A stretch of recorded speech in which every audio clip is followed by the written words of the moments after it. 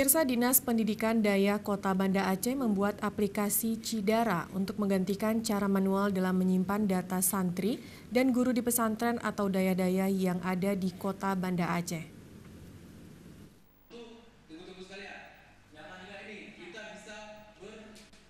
Ide pembuatan aplikasi Cidara awalnya muncul awal tahun 2017 oleh Dinas Pendidikan Daya Kota Banda Aceh. Untuk kemajuan daya-daya di Kota Banda Aceh harus berbarengan dengan kemajuan zaman dan teknologi. Dengan membangun satu aplikasi sistem informasi database daya yang terintegrasi, di mana aplikasi tersebut dapat berjalan dengan baik sehingga bisa dipakai di seluruh daya di 23 kabupaten kota. Dengan demikian, masyarakat dengan mudah bisa mengakses segala informasi menyangkut dengan profil daya, materi pendidikan yang diajarkan termasuk guru dan santri.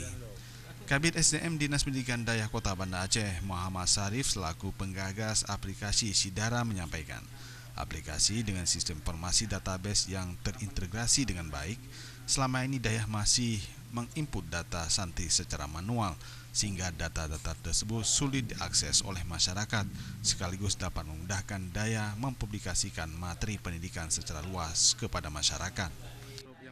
Dan Aceh belum ada.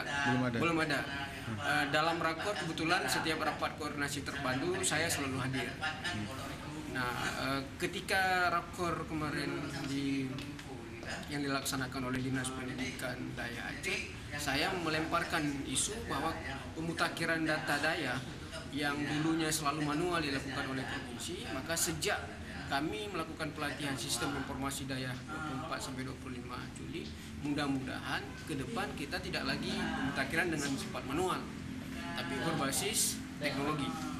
Datanya diupload, kemudian sistemnya pun kita bisa pantau per detik. Nah, sehingga setiap saat ketika kita minta berapa daya di Banda Aceh, buka aja website terintegrasi. Diharapkan dengan adanya aplikasi sistem database yang terintegrasi bisa menggantikan sistem manual yang masih dipakai di daya-daya di Aceh, sehingga lebih mudah untuk menginput data, perkembangan daya, dan bisa mempublikasikan daya kepada masyarakat luas. Tim Liputan Aceh TV.